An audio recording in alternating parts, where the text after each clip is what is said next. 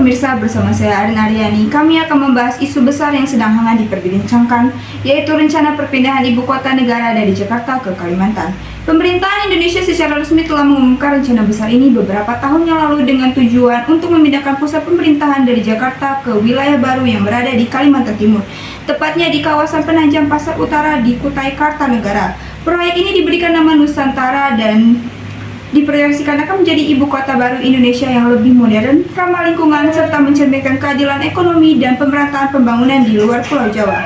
Ada beberapa alasan utama di balik keputusan besar ini. Yang pertama adalah overpopulasi dan kemacetan Jakarta yang sudah lama menjadi masalah. Dengan populasi lebih dari 10 juta jiwa dan kepadatan penduduk kota, Jakarta terus mengalami tekanan, terutama dari segi transportasi dan akses air bersih. Selain itu, penurunan tanah di Jakarta semakin mengkhawatirkan parah dengan ancaman banjir yang semakin sering terjadi di setiap tahunnya. Selain itu, pemerintahan melihat perlunya pemerataan pembangunan di seluruh wilayah Indonesia. Selama ini, Jakarta sebagai pusat pemerintahan dan ekonomi terkesan terlalu sentralistik. Dengan perpindahan ibu kota, pemerintah berharap dapat menciptakan pusat pertumbuhan baru di Pulau Jawa, khususnya di Kalimantan yang relatif minim bencana alam seperti gempa bumi dan gunung berapi. Saat ini, pembangunan ibu kota baru sedang berjalan.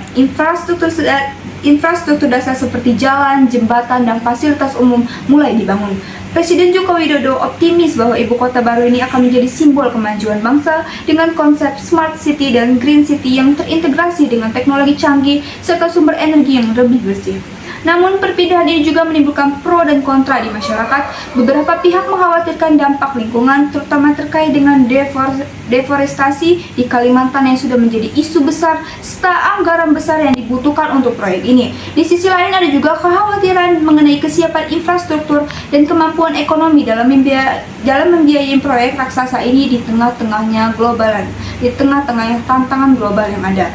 Meski demikian, pemerintah bertekad untuk melanjutkan rencana ini dengan target pemerintahan tahap awal sebagian fungsi pemerintahan ini pada tahun 2024 mendatang. Itulah perkembangan terbaru mengenai perpindahan ibu kota negara ke Kalimantan. Kami akan terus memantau perkembangan proyek ini dan memberikan informasi terkini kepada Anda. Demikian laporan dari saya. Saya serahkan kepada rekan saya.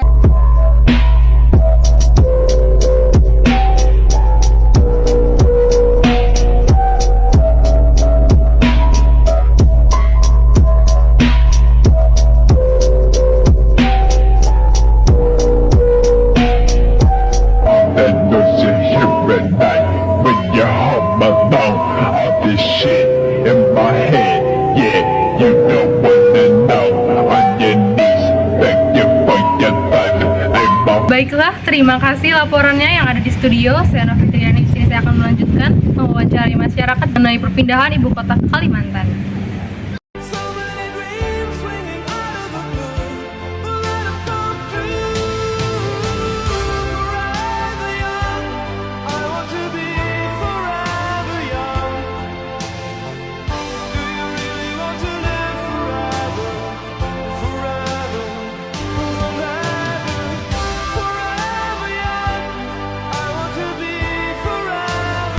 Baiklah, di sini saya sudah bersama masyarakat Kalimantan yang langsung. Apa harapan Anda terhadap perubahan yang akan terjadi di desa Anda akibat perpindahan IKN? Saya berharap desa saya ini lebih diperhatikan lagi kepada pada pemerintahan seperti pembangunan infrastruktur dan akses yang lebih baik ke fasilitas publik. Oke, baik, terima kasih Mbak.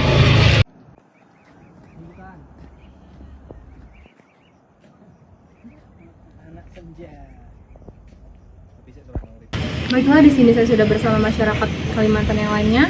Saya akan menanyakan apa kekhawatiran Anda terkait dengan perpindahan ke IKN ini. Kekhawatiran saya nih bakal ada potensi penggusuran lahan masyarakat lokal di sini, dan juga bakal ada perubahan budaya karena banyak orang-orang dari berbagai wilayah yang datang ke sini. Begitu aja sih. Baiklah, terima kasih. Saya akan kembalikan lagi ke studio.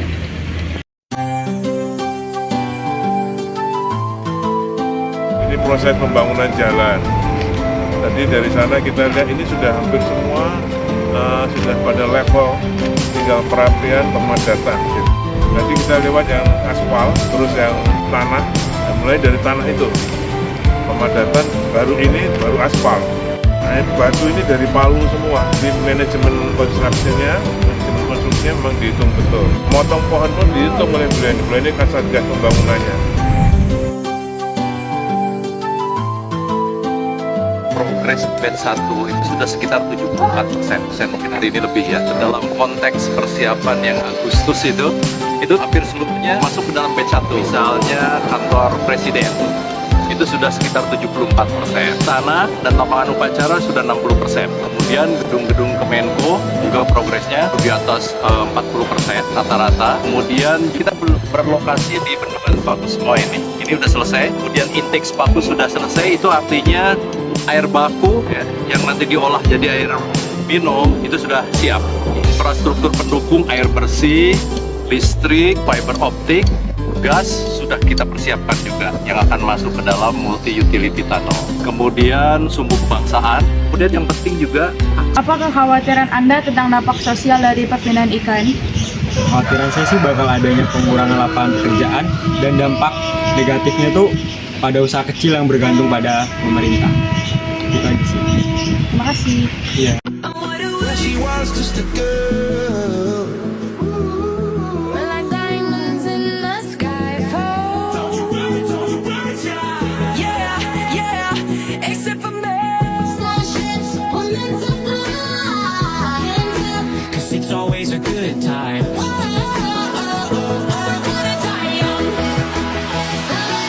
the crowd, I'm bulletproof, nothing to lose. Far away, far away. Baik, saya akan menanyakan lagi kepada masyarakat Jakarta yang lainnya. Apa harapan Anda terkait perkembangan Jakarta setelah perpindahan IKN? Saya berharap kota Jakarta bisa menjadi kota yang layak huni dengan ruangan yang lebih terbuka dan luas, dan berharap untuk fasilitas yang lebih baik lagi. Terima kasih. Saya kembalikan lagi ke rekan saya di studio.